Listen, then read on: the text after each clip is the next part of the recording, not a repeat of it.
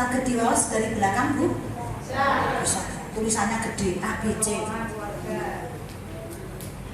Mengatur keuangan keluarga sebenarnya tidak sulit.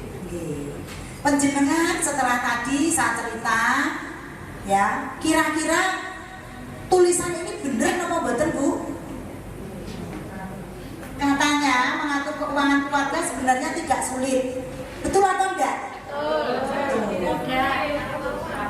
Terus kalau yang sulit apa nggih? Kitanya yang sulit.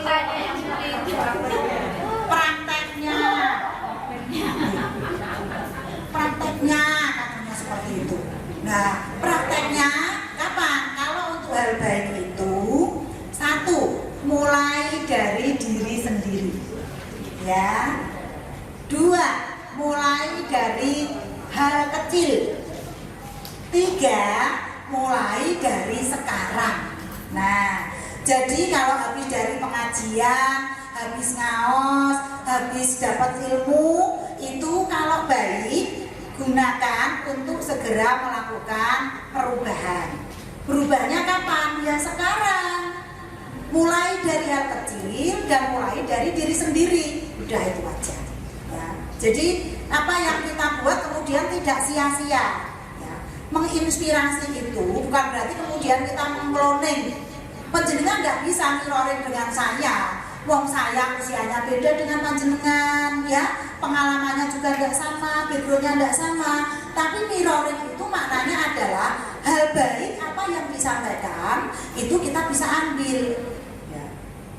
Sama seperti itu, berlaku umum lah. Saya juga ngaji, ya. Saya bahkan kemarin itu ikut pelatihan karena sudah diurut di kampung saya untuk kelompok pengajiannya itu.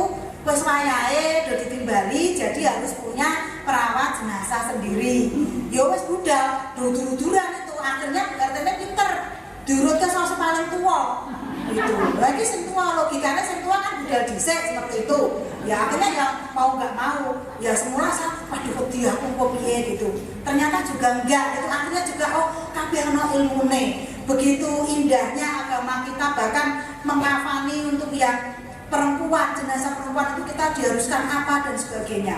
Nah itu kita dikursuskan. Nah jadi belajar setelah itu kata suami, kian praktek piye? Prakteknya boneka rasa aneh-aneh gitu. Ya enggak, ini guyonan aja ya. Artinya apa?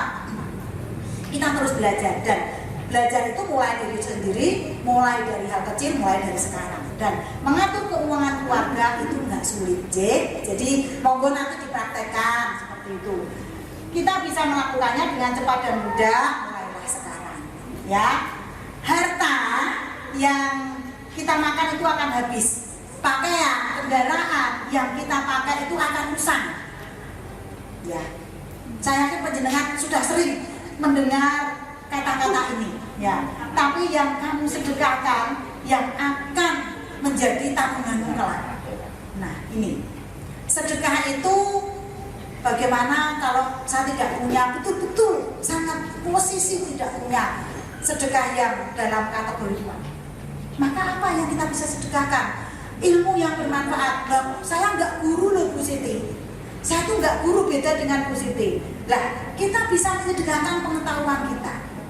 Kita bisa menyedekahkan pengalaman kita. Sesuatu yang baik itu harus kita share. Nah, jadi kalau di dalam satu komunitas itu kita bersikap untuk saling membahas tentang kebaikan, hasilnya kita juga akan mendapatkan kembalian kebaikan itu kembali. Tidak hanya kalau kita bicara soal donasi seperti ini saja.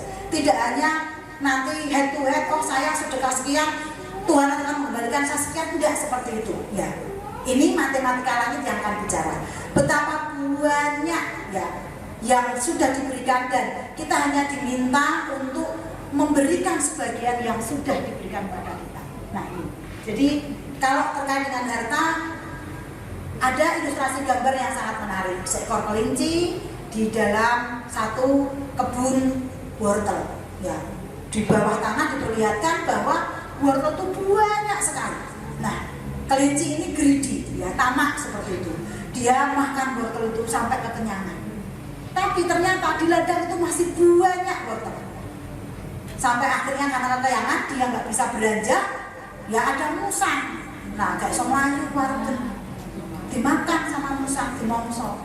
Apa kesan moral dari ilustrasi sederhana ini? Kapasitas kita itu terbatas. Ya. Terbatas banget.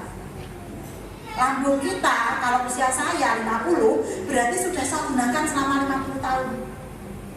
Ya.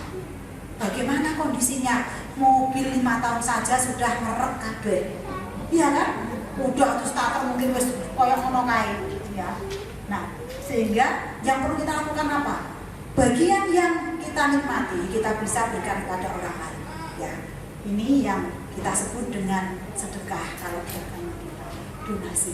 Nah, never make decision in anger. Ya, ojo gawe keputusan ketika sedang marah. Kaitannya apa dengan perencanaan keuangan? Kadang-kala kita punya ambisi yang luar biasa, sehingga kita sangat-sangat ingin sekali. Ya. Kemudian kita membuat keputusan yang keliru.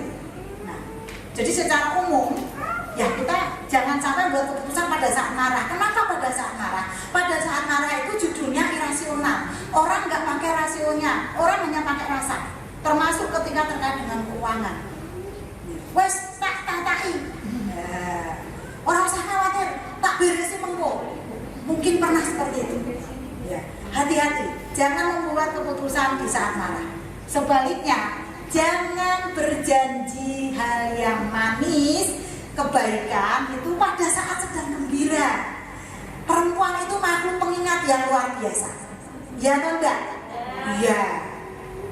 Enggak usah bikin catatan kayak Gus tadi. Kalau kaitannya dengan janji, penjenengan itu ingat. Iya, saya mengatakan iya untuk saya sendiri. Jadi suami. Benar itu, ya. Jadi makanya jangan bikin janji pada saat seneng. Karena kalau seneng itu segala sesuatu nampak mudah, ringan. Wes, kok tak tukoke, orang nangis, cup, mengko dipundhutke. Padahal kita nggak tahu nanti itu dia ingat terus loh. Ya. Jadi ini salah satu istilahnya hal kecil yang dalam hidup kadang-kala kita lupa, ya, untuk kemudian tadi membuat permisi dalam beberapa hal, ya, menjanjikan satu hal padahal tujuannya memang baik, tetapi karena kita mungkin tidak memiliki kemampuan itu justru akan menjadi seolah-olah beban. Ya, pemenang diiling-iling, pemenang ditagih, ya, apalagi janji itu adalah hutang. Oke, 3 tips keuangan. Nah, kalau sudah lengkap kayak tadi, ibu-ibu semuanya bahwa membuat perencanaan keuangan itu mudah, ya, dimulai dari sekarang, tahu bahwa pendapatan itu tidak perlu dihabiskan, jangan besar pasak daripada tiang, hitung pengeluaran rutin, ya, hindari hutang, bayarlah tagihan pada waktunya, catat hal-hal yang penting. Nah, maka yang pertama adalah tadi, kembali lagi, ini behavior, perilaku. Ibu-ibu semuanya, mari kita belajar memisahkan kebutuhan dan keinginan. Saya itu sebetulnya butuh atau saya hanya ingin. Nah, maka tipsnya mungkin setelah kondur nanti bisa melakukan koreksi apa yang ada di rumah, ya. Koreksi ulang lagi propertinya, ya. Banyak yang mungkin selama, kalau saya kuncinya 3 bulan satu jenis barang itu tidak berubah dari tempatnya, berarti kita tidak membutuhkan. 3 bulan benda atau barang yang kita punya itu tidak berubah dari tempatnya. Misalnya TV gede gitu, remote-nya kono wae 3 bulan, berarti kita nggak butuh TV. Ya. Sepeda motor, merek apik, kok dikudungi kabeh mobil ono 5 jejer-jejer, kuwi kok ora metu saka kandang 3 bulan, berarti kita nggak butuh. Secara sederhana seperti itu, ya. Nanti dikoreksi saja, koleksi hijab-hijabnya, ya, koleksi tasnya, koleksi daster yang paling banyak, ya. Kadang-kala kita iki wis kaya medun iki kowe enak dienggo iki, ya Allah. Nek kanggo iki pernah gitu. Nggih, itu. Padahal sudah nggak layak. Untuk kita sendiri mungkin nggak layak, tapi kita punya feeling, wah kalau pakai ini feel free besti, saya seger nego banget gitu. Nah, hati-hati. Ya, itu mulai yang sederhana saja, nanti tolong dikoreksi, ya. dicek ulang hijabnya ada berapa. Kalau seminggu hanya 7 kali, kondangan hanya sesekali, ya. Kelabe ketemu koncone orang bendino karena kita bukan sosialita seperti itu, maka cek hijab koleksi kita, ya. Dress code-nya pengajian dino iki, ya. Nanti senam ada lagi, ya. Baju senam aja ganti-ganti, ya, macam-macam. Ya sesuai kebutuhan lah, dengan yang lebih tahu daripada saya. Tapi kata kuncinya tadi, pokoknya kalau 3 bulan nggak minser sama gone berarti lah butuh. Wes, itu monggo dibersani, ya. Oke. Kebutuhan dan keinginan, monggo. Yang berikutnya adalah saving with purpose. Jadi nabung itu adalah yang utama. Nabung nomor 1. Jadi dan berkomitmenlah untuk tetap menabung berapapun jumlahnya. Tabungan bisa digunakan untuk mencapai tujuan tertentu di jangka panjang, ya, bisa disiapkan supaya ketika sampai di hari itu kita tidak lagi harus berhutang, ya. Jadi sudah ditoto dari periode sebelumnya untuk kebutuhan yang 1 tahun yang akan datang atau mungkin 2 tahun yang akan datang. Yang berikutnya adalah protect your asset. Nah, memproteksi bukan berarti pelit, bukan berarti kemudian tidak sedekah, ya. Tetapi kita memiliki aset yang bisa menjadikan kita bertambah, ya. Jadi ini yang harus diproteksi. Misalnya apa? Kalau punya mobil, ya, maka mobil ini ya juga harus di-maintain, dirawat. Supaya apa? Supaya jangka panjang masih tetap bisa digunakan, gitu. Kecuali penjenengan, ini saya sudah punya tabungan Bu Siti. Saya kalau mobil baru metu modelannya, saya kudu ganti. Gitu cerita. Ya, levelnya sudah nggak sama lagi kalau sudah gitu. Ya. Tapi kita bisa memproteksi aset-aset kita, tapi bukan berarti pelit. Ya, tetap ada hukumnya sedekah, hukumnya harta yang dalam bahasa keuangan itu idle fund juga nggak boleh, nggih.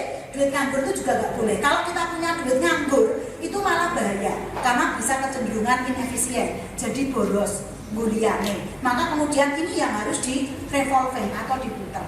Ya, diputar itu ya nanti bisa menghasilkan kelebihan yang bisa digunakan untuk menambah porsi sedekah kita. Nah, kalau nggak ada yang diputar gimana Bu Siti? Ya kembali ke yang tadi. Kita sebagai manajer keuangan itu distributif alokatif, menjereng-jereng dengan baik, bahasanya seperti itu. Noto sing apik, jadi kemudian sampai dengan dapat gajian lagi dari kantor, dari suami, dari bapak, dapat tambahan lagi, sudah saatnya bapak itu gajinya per tanggal sekian, maka ibu sudah bisa langsung truk lagi, wes ayem keberes, nanti beres lagi kayak gitu, nggih. Ya, oke, baik. Matur nuwun, terima kasih.